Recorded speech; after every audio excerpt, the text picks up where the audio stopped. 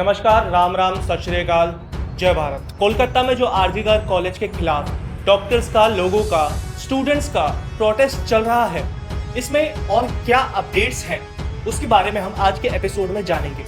इससे पहले वाले एपिसोड में हमने आरजीकर कॉलेज के अंदर विक्टिम के साथ क्या क्या हुआ, उसको लेकर प्रशासन ने क्या प्रतिक्रिया दिखाई, उसके बारे में हमने बात करी। अगर आपने अभी तक वह वीडियो नहीं देखा है तो आई बटन में लिंक होगा, उसे पहले देख लीजिए। इस एपिसोड में हम कुछ ऐसे पॉइंट्स जानेंगे पर्टिकुलर कोलकाता रेप केस के मुद्दे, जो कि आपको जानने बहुत जरूरी है। नंबर 1, प्रिंसिपल संदीप घोष और टीएमसी के बीच में ऐसी कौन सी खिचड़ी पक रही है जो समय समय पर टीएमसी संदीप घोष को बचाने की कोशिश कर रही है। दूसरा, हम देखेंगे कि आरजीकर हॉस्पिटल में ऐसा क्या हो रहा है जो कि टीएमसी के लिए इतना इम्पोर्टेंट है। तीसरा पॉइंट होगा कि ये हजारों की भीड़ एकदम से कहां से आ गई और पुलिस इसे क्यों नहीं रोक पाई। चौथा, इस मुद्दे में क्या पॉलिटिक्स हो रही है, क्या प्रोपागेंडा है, बीजेपी, सीपीएम, टीएमसी, कांग्रेस क्या कह रही है। तो ज्यादा देर न करते हुए वीडियो शुरू करते हैं। पहला दोस्तों, डॉक्टर संदीप घोष जो कि फॉर्मर प्रिंसिपल थे आरजीकर हॉस्पिटल के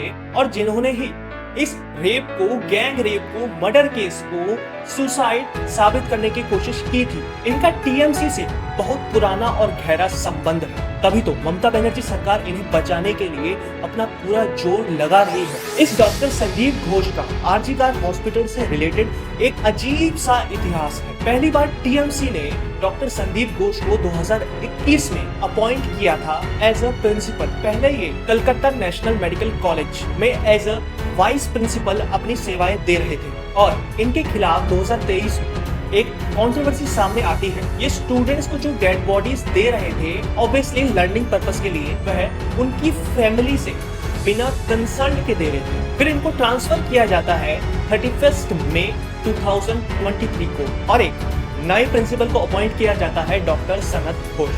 पर सनत घोष अपनी प्रिंसिपल की रिस्पॉन्सिबिलिटी लेते उससे पहले ही टीएमसी ने डॉक्टर संदीप घोष का ट्रांसफर रिवर्स करवा दिया और फिर से ये आरजीकर के प्रिंसिपल बन जाए। फिर उसी साल 2023 में सितंबर के माह में इन्हें फिर से ट्रांसफर किया जाता है कॉलेज में स्टूडेंट रैगिंग के रिगार्डिंग और एक नए प्रिंसिपल को अपॉइंट किया जाता है। पर डॉक्टर सनत की तरह ही नए प्रिंसिपल डॉक्टर मानस कुमार बंदोपाध्याय, इन्हें भी हटा दिया जाता है और with in a month doctor Sandeep Ghosh को वापस से आरजीकर का प्रिंसिपल बना देते हैं। आप इन्फ्लुएंस देख रहे हो डॉक्टर संदीप घोष का। और अभी 2024 में इनका चौथा ट्रांसफर होता है इस इंसिडेंट्स के बाद, जबकि इन्हें फोर्सफुली रिजाइन करने को मजबूर किया गया था, लेकिन ममता बनर्जी सरकार ने विद इन 8 आवर इन्हें कलकत्ता नेशनल मेडिकल कॉलेज का प्रिंसिपल बना देती है। आप ये इन सभी इंसिडेंट से ये अंदाजा लगा सकते हैं कि कुछ अनूठा सा संबंध है डॉक्टर संदीप और टीएमसी के बीच।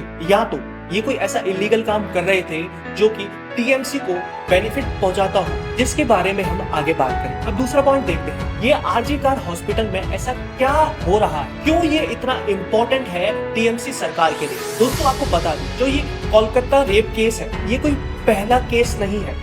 आरजीकर हॉस्पिटल में इससे पहले भी और बहुत कुछ हो चुका है जिसे दबा दिया गया। जैसे 2016 में आरजीकर हॉस्पिटल के प्रोफेसर खुद के ही घर में मृत पाए गए थे और ह्यूमर्स ये थे कि वह कुछ खुलासा करने वाले थे आरजीकर हॉस्पिटल के रिगार्डिंग। फिर 2020 में 25 साल की एक डॉक्टर सुसाइड कर लेती है इमरजेंसी बिल्डिंग से कूदकर और इसी 2020 में एक सुसाइड देखने को मिलता है पोलोमी शाह का, जो कि एक सेकेंड ईयर की स्टूडेंट थी। अब ये भी कोलकाता रेप केस की तरह सुसाइड था या फिर कुछ और। फिर 2023 में आरजीकर के एक इंटर्न की मौत हो जाती है, जिसका कारण ड्रग ओवरडोज बताया जाता है। उसकी लाश संदिग्ध हालात में मिलती, ऑब्वियसली इसे भी दबा दिया जाता है। इन सभी मौतों के पीछे जो रीजन दिया जा रहा है, क्या वे रीजन सही है या फिर इन सभी लोगों ने included Calcutta rape case victim, इन्होंने कुछ ऐसा देख लिया, ये कुछ ऐसा जान गए थे जो कि इन्हें नहीं जानना चाहिए, जिसकी भरपाई इनको अपनी मौत से करनी पड़ी। दोस्तों ये सभी अनुमान है जो कि वहाँ की जनता द्वारा, वहाँ के लोगों द्वारा लगाया जा रहा है। तीसरा, जो वहाँ वैंडलाइजेशन हुआ, हजारों लोगों की भीड़ अचानक से आ गई, उन्होंने हमला कर दिया, सबूत मिटाने की कोशिश की गई। ये लोग कौन थे? दोस्तों अनुमान तो ये लगाया जा रहा है और वहाँ के लोगों का मानना है कि ये वहाँ की सरकार के द्वारा भेजे गए गुंडे, जिनका काम था सबूत को नष्ट करना, कंटामिनेट करना। और वहाँ के लोगों का, स्टूडेंट्स का कहना है कि जैसे ही भीड़ आई तो सबसे पहले पुलिस पीछे हट गई। दोस्तों, जिनका काम था उन दंगाइयों को रोकना, भीड़ को रोकना, वो ही पीछे हट गई। क्या पुलिस टीयर गैस फायर नहीं कर सकती थी, हवाई फायरिंग नहीं कर सकती थी भीड़ को कंट्रोल करने के लिए?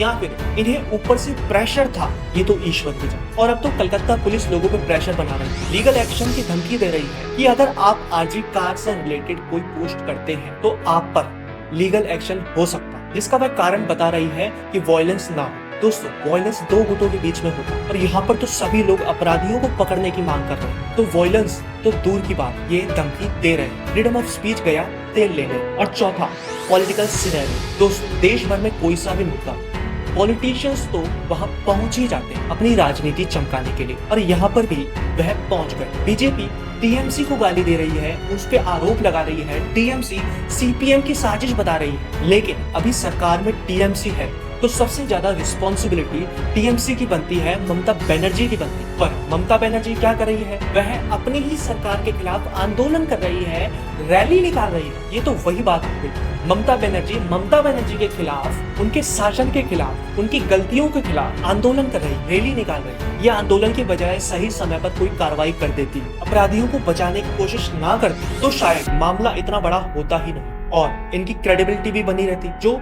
अब डूबती हुई दिखाई दे। साथ ही वीडियो अच्छा लगा हो तो लाइक, शेयर और कमेंट कीजिए और ऐसे ही कंटेंट के लिए दी सब्सटेंशियल सत्य को फॉलो कीजिए। तब तक के लिए राम राम, सत श्री अकाल, जय भारत।